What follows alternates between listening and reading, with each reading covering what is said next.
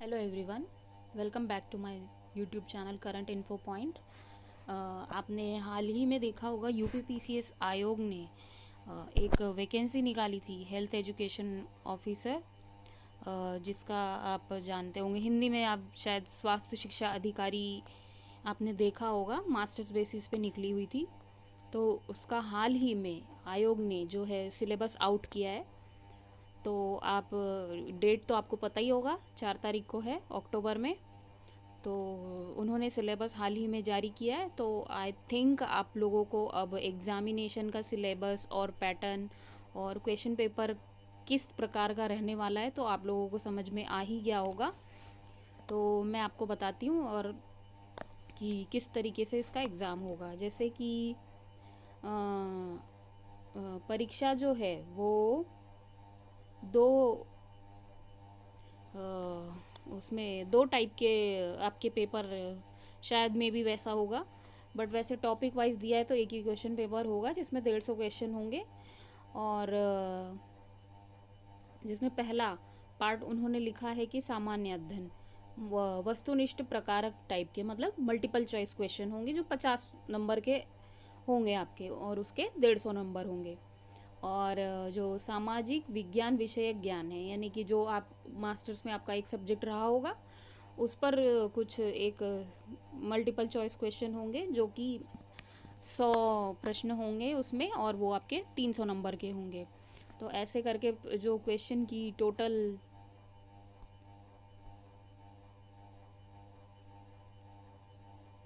जो टोटल, एक मिनट, हाँ, तो मैं कह रही थी कि क्वेश्चन की जो टोटल संख्या होगी वो 150 होगी। यानी कि 150 क्वेश्चन होंगे, 450 मार्क्स के। टोटल अंक आपके 450 होंगे, प्लस परीक्षा की जो मतलब आवर्स हैं वो 2 घंटे आपको मिलेंगे, और उसमें 150 क्वेश्चन रहेंगे।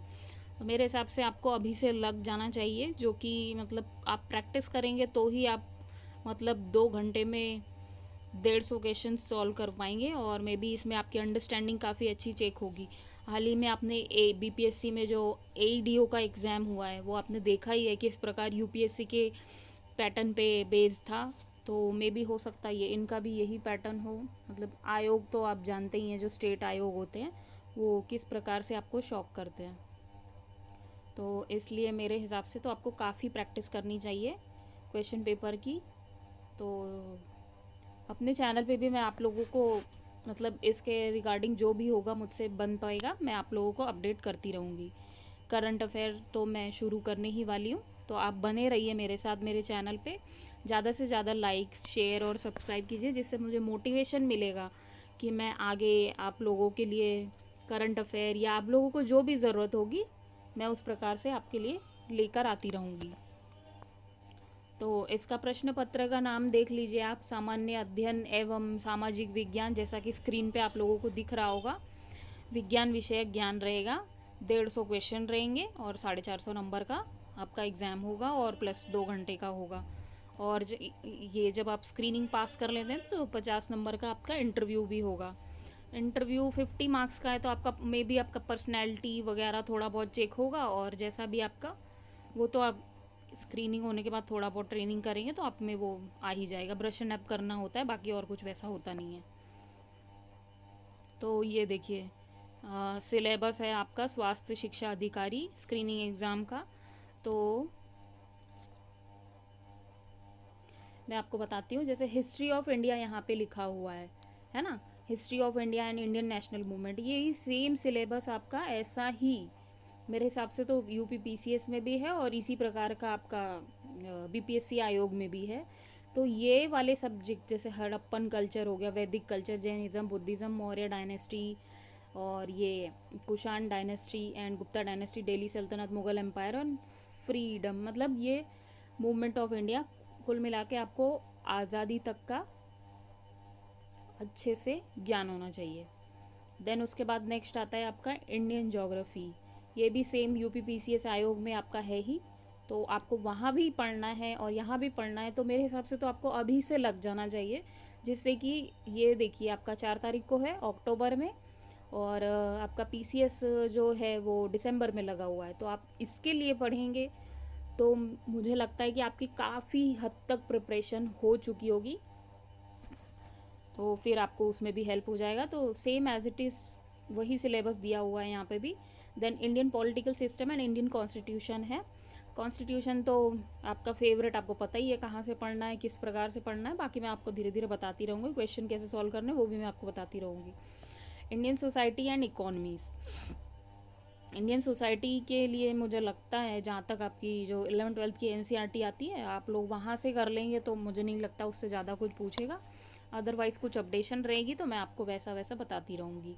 और बाकी तो इकॉनमी हम लोग यूपीएससी में भी पढ़ते हैं, यूपीपीसीएस के लिए भी पढ़ते हैं, बीपीएससी के लिए भी पढ़ते हैं, तो सेम वैसा ही पढ़ना है आपको, कुछ नया नहीं है। थोड़ा बहुत हाँ, आपको स्टेट का भी, जैसे ये स्टेट का एग्ज़ाम है तो स्टेट का भी आपको आइडिया होना चाहिए मेरे हिसाब से, तो क्योंकि काफ़ी क्वेश्चंस होते हैं स्टेट की, जीडीपी बजट वगैरह वहाँ से लेकर पूछता आया है। अब आगे चलते हैं। देन इन्होंने फिर लिखा है कि current affairs, current affair national and international. Current affair तो मुझे लगता है ये मैं आपके लिए बहुत जल्दी शुरू करने वाली हूँ, मे बी आज शाम तक आपको देखने के लिए मिल जाएगा, तो उसकी टेंशन आपको नहीं लेनी है। मैं आपको पूरा ये इंटरनेशनल से लेके नेशनल तक का आपको कवर कराने की पूरी पूरी कोशिश करूँगी आपके एग्ज़ाम से पहले पहले। आपको करंट अफेयर की टेंशन लेने की कोई ज़रूरत नहीं है। देन नेक्स्ट आपका आता है इंडियन एग्रीकल्चर। तो एग्रीकल्चर के बारे में जितना भी डाटा है वो सब मोस्टली करंट अफेयर में आपको मिल जाएगा, और थोड़ा बहुत टर्मिनोलॉजीज़ वगैरह हैं तो उसके लिए मैं आपको चीज़ें बता दूंगी, क्लियर कर दूंगी कि आपको कहाँ से पढ़ना है। मोस्ट इम्पॉर्टेंट आता है आपका जनरल साइंस। अब हेल्थ एजुकेशन है तो साइंस तो आपको पता होना ही चाहिए, क्योंकि ये जो होता है, आप हेल्थ एजुकेशन मतलब आप ये जॉब ही उस तरीके की है कि आपको मतलब हेल्थ एजुकेट करनी पड़े कल को, तो आपको चीज़ें तो पता होनी चाहिए ना, आपके बॉडी में कौन सा पार्ट कहाँ है, कौन सा पार्ट कैसे वर्क कर रहा है, कौन सा हार्मोन कहाँ से सीक्रेट हो रहा है, तो आपको ये सब चीज़ें पता होनी चाहिए। तो इसलिए मेरे को लगता है कि जनरल साइंस तो आपको पढ़ना ही चाहिए। मोस्टली जो जनरल साइंस में देखिए, आपका बायोलॉजी का पार्ट हो गया, वो आपको पता होना चाहिए अच्छे से। तो यहाँ पे इन्होंने अच्छे से nutrition, digestion, nutrition deficiencies, minerals, vitamins, ये सब हम लोग उसमें भी पीसीएस में भी पढ़ते ही हैं अच्छे से, या अदर एग्जाम्स में भी थोड़ा सा डीपली जाके आपको पढ़ना होगा, और ज़्यादा कुछ उसमें टेंशन लेने वाली कोई बात नहीं है। Mirror, lenses, electric charge, resistance, magnetic field वगैरह ये सब तो आप पढ़ते ही हैं। तो थोड़ा सा मुझे लगता है कि बायोलॉजी थोड़ा ढंग से पढ़ लेना चाहिए, क्योंकि जॉब भी उसी रिलेटेड है, तो मेरे हिसाब से तो पढ़ ही लेना चाहिए।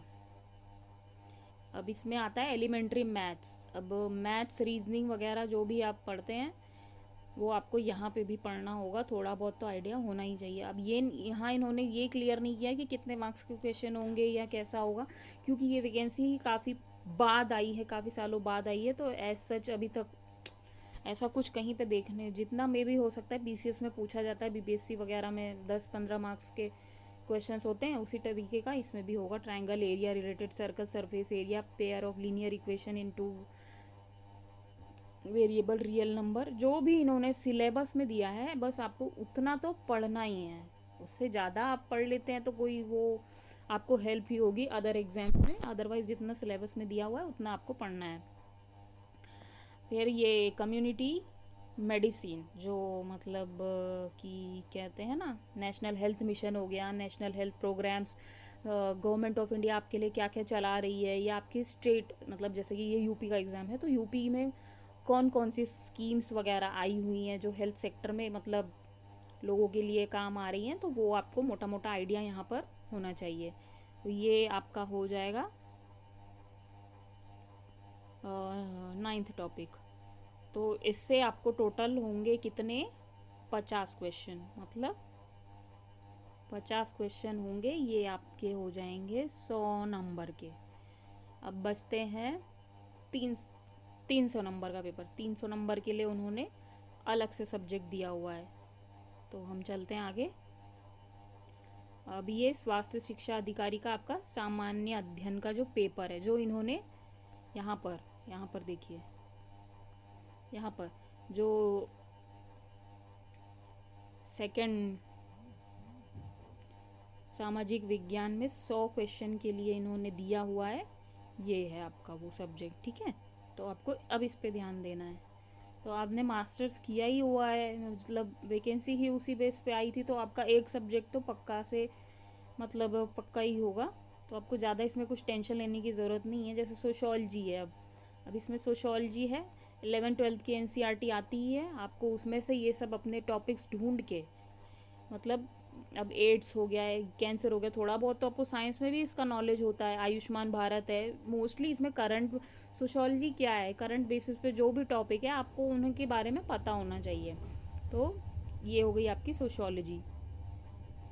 देन नेक्स्ट है आपका एंथ्रोपोलॉजी। एंथ्रोपोलॉजी में ये सब मतलब टॉपिक्स उन्होंने दे रखे हैं, तो आपको ये सब टॉपिक कवर करके रखने होंगे। जिसका जो भी सब्जेक्ट है आप उसका टेंशन मत लीजिए, आपको थोड़ा बहुत नॉलेज होगा, थोड़ा बहुत आपको इग्नू के नोट्स ये वो सब मिल जाएंगे, मार्केट में अवेलेबल होंगे, तो वो आपको वहाँ से थोड़ा बहुत ढूंढ ढूंढ के आपको पढ़ लेना है। ऐसा सच कुछ बहुत टेंशन लेने की ज़रूरत नहीं है। मैंने बहुत सारे यूट्यूब का वो जो थंबनेल होता है वो देखा, प्लस बहुत सारे कोचिंग वाले जो हैं वो डरा रहे हैं कि मतलब बहुत हार्ड सिलेबस दे दिया है, हार्ड सिलेबस दे दिया है। ऐसा कुछ नहीं है, हार्ड सिलेबस कुछ नहीं होता है। आप जैसा जैसा पढ़ाई करोगे वैसा वैसा आपको चीज़ें ईजी लगती जाएंगी। ये 2-3 टॉपिक ही हैं जो मतलब कुछ नए से लग रहे हैं, अदरवाइज़ आप नीचे देखेंगे तो मुझे नहीं लगता कि ऐसा कुछ उन्होंने नया दिया है। जैसे ये साइकोलॉजी है, आप थोड़ा बहुत meaning method, psychology, human psychology समझने की थोड़ी बहुत क्यूरियोसिटी देख के पढ़िए आप, मतलब आपको जानने की इच्छा होनी चाहिए कि हाँ ह्यूमन हेल्थ में ऐसा क्या होता है, आप डिप्रेशन फील कर रहे हो तो ऐसा क्यों हो रहा है, थोड़ा बहुत आपको नॉलेज होना ही चाहिए। हेल्थ एजुकेशन ऑफिसर की पोस्ट है तो उसमें टेंशन लेने वाली कोई बात नहीं है, आप सीख जाएंगे वो सब। फिर ये आती है सोशल साइकोलॉजी, जिसमें आपका है basic human values, attitude, nature, sources, nature of formation, function of attitude, मतलब ये भी डे टू डे लाइफ का पार्ट ही है। तो बस इसको आपको थोड़ा सा पढ़ के थोड़ा सा जानना है कि ये होता कैसे है। बाकी ये आ गया आपका पॉलिटिकल साइंस, जैसा कि आप स्क्रीन पे देख रहे हैं। पॉलिटिकल साइंस तो मेन वही है आपका, कॉन्स्टिट्यूशन, प्रियम्बल, ये वो। मुझे लगता है ना यूपी पीसीएस का एग्ज़ाम अभी आपका दिसंबर में है, तो जो यूपी के लोग होंगे वो अभी सोच रहे होंगे कि अभी पीसीएस का एग्ज़ाम दिसंबर में तो क्या करें। मेरे हिसाब से तो अभी आपको मेंस की तैयारी 3-4 महीने लग के करनी चाहिए थी। तो उस हिसाब से अगर आप देखेंगे तो आपके पीसीएस के मेंस में यही सिलेबस या थोड़ा सा और डिस्क्राइब किया हुआ है, तो यही सिलेबस है। तो आप अभी से पढ़ रहे होंगे तो आपको इसके लिए तो डिफ़िकल्टी आनी ही नहीं चाहिए।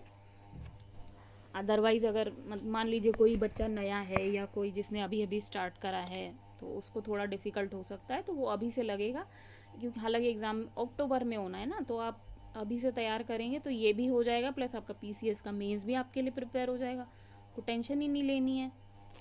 देन ये आपका आता है ज्योग्राफी। ज्योग्राफी भी फिर ऊपर भी जनरल स्टडीज़ में था ही, ये भी वही वाला है, तो आपको टेंशन लेने की क्या ज़रूरत है। मीनिंग, माइनिंग, हेल्थ, ज्योग्राफी जो वहाँ छूट जाए वो यहाँ टॉपिक है। मतलब कुल मिला के मोटा मोटा यूपीएससी का जो मेंस का सिलेबस है या यूपी पीसीएस आयोग का या बीपीएससी का वही है, तो आपको ऐसा कुछ नया पढ़ने की ज़रूरत नहीं है। आगे चलते हैं। देन हिस्ट्री, फिर हिस्ट्री है। हिस्ट्री में क्या, ये वैदिक literature, Mauryan, Kushan art, art and architecture और जो भी चीज़ें हैं वो थोड़ा सा डीपली, ये देखिए फ्रेंच यहाँ पे, हाँ आपको जानना चाहिए। Important events of world history. World history जो है यूपीएससी हो गया या बीपीएससी हो गया या फिर पीसीएस हो गया, उसमें जो होता है वो फ्रेंच मतलब वर्ल्ड हिस्ट्री के पार्ट आपको देखने के लिए मिलते हैं। सेम वही चीज़ है यहाँ पे भी। तो थोड़ा बहुत जीएस के पर्सपेक्टिव से, जिनका ऑप्शनल होगा यूपीएससी में उनको तो मतलब काफ़ी डीप जाना होता है, बट जीएस में उतना डीप जाने की कोई ज़रूरत नहीं होती है। तो आपको जो टॉपिक्स दिए हुए हैं जैसे इंडस्ट्रियल रिवॉल्यूशन हो गया, first and second world war हो गया, कॉजेज़ एंड इफ़ेक्ट हो गए उसके, या फ्रेंच रिवॉल्यूशन है, फ्रेंच रिवॉल्यूशन आप पढ़ेंगे तो काफ़ी इंटरेस्टिंग मुद्दा है। फिर अमेरिकन रिवॉल्यूशन, ये सब काफ़ी इंटरेस्टिंग टॉपिक है। आप देखेंगे धीरे धीरे आप पढ़ेंगे तो आपको इंटरेस्ट आने लगेगा, क्योंकि जब फ्रेंच रिवॉल्यूशन होता है फिर आगे आप देखते जाएंगे कैसे कैसे वहाँ चीज़ें होती हैं, मतलब राजा के बाद हायरार्की चेंज होती है, देन उसके बाद आपका वहाँ पे कैसे कैसे लोग तख्ता पलट करते हैं। लाइक आप पढ़ेंगे तो आपको समझ में आएगा कि वो सब बहुत इंटरेस्टिंग है, तो आपको बोर नहीं मारेगा, बोर नहीं करेगा तो आप वैसे ही पढ़ लेंगे। तो नहीं, अगर आपको कुछ समझ में आए तो आप कमेंट कीजिएगा, मैं आपको वर्ल्ड हिस्ट्री का मतलब ओवरव्यू पूरा पढ़ा कर दूंगी, जिससे आपको चीज़ें बहुत इजी लगेंगी। एज सच कुछ बहुत टफ नहीं है वर्ल्ड हिस्ट्री भी। इकोनॉमिक्स, अब आते हैं हम इकोनॉमिक्स पे। इकोनॉमिक्स ऊपर भी आपने देखा ही होगा, जीएस में आपका दिया हुआ है, वही सेम चीज़ है। National income, economic indicator, poverty, employment, unemployment या जो भी है, inequality, human development index, types of health care, ये तो करंट का है। फिर आप आ जाते हैं डेमोग्राफी पे, हेल्थ गवर्नेंस आ जाता है, रोल ऑफ नीति आयोग, पंचायती राज, ये सब आपका मतलब आधा पॉलिटी में भी आप पढ़ते ही हैं। हेल्थ और नीति आयोग, पंचायती राज इंस्टीट्यूशन या अर्बन लोकल बॉडीज़ हो गई, कैसे क्या होता है हेल्थ कवर, ये काफ़ी चीज़ें तो आपकी करंट से रिलेटेड है, तो ये करंट में भी कवर होता है, तो आपको अलग से कहीं जाके पढ़ने की बहुत ज़रूरत नहीं है मेरे हिसाब से। तो वहाँ से भी काफ़ी टॉपिक्स कवर हो जाते हैं, तो आपको मोटा मोटा ओवरव्यू मिल जाएगा, टेंशन लेने की कोई बात ही नहीं है। ये जो यूट्यूब पे या आप कोचिंग में बहुत देखेंगे ना कि आपको बहुत डराया जाता है कि बहुत डिफ़िकल्ट है, सिलेबस बहुत सारा दिया हुआ है, बहुत मुश्किल है, ताकि वो आपको पता ही है वो सब कोर्स बेचने के तरीके हैं या मार्केट में अपनी उपलब्धता बनाए रखने के तरीके हैं।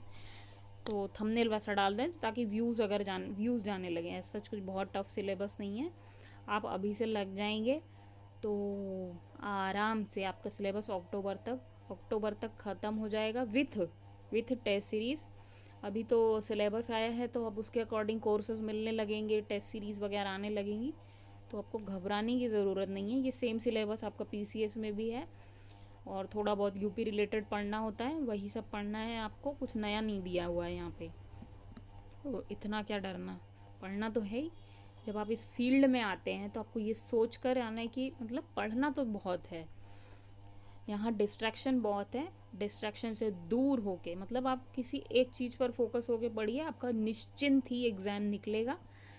ये सबके साथ है, मेरे कई दोस्त अभी सिलेक्टेड हुए हैं तो वो खुद ही बताते हैं कि हमने सिर्फ फोकस होके एक ही चीज़ पे फोकस करा और ये हमारा हो गया है। वो उन्होंने कहीं डिस्ट्रैक्शन मतलब मान लीजिए सैटरडे संडे है, कहीं पार्टी हो रही है, कहीं बर्थडे पर निकल जा रहे हैं, वो सब आपको अवॉइड करना है, चुपचाप अपना पढ़ाई करना है। क्योंकि सिलेक्शन होने के पहले आपको पता ही है कि कैसे लोगों का नज़रिया अलग होता है। जैसे ही आपका रिजल्ट आएगा, पीडीएफ में नाम आएगा, आपको मिनिस्टर तक कॉल करने लगेगी, तो आपकी ज़िंदगी बदल जाएगी। तो ये अच्छा मौका है, अगले साल यूपी में इलेक्शंस भी है, तो शायद में भी सरकार इसलिए नई नई वैकेंसी आपके लिए निकाल रही है, और भी आएंगी लोग, जैसे कि अभी आपका थोड़े दिन बाद लोअर पीसीएस शुरू हो जाएगा, लोअर पीसीएस है, और भी मतलब काफ़ी अच्छे अच्छे एग्ज़ाम्स हैं। यूपी पीसीएस तो दिसंबर में ही चला गया है, आपको पता ही है। अभी हाल ही में एडीओ का एग्ज़ाम हुआ है, जो आपने देखा कि मोटा मोटा उन्होंने यूपीएससी का जो पैटर्न है थोड़ा बहुत उसको फॉलो करने की कोशिश की है। 50% पेपर तो ईजी ही मतलब होता ही है, बाकी 50% मॉडरेट था।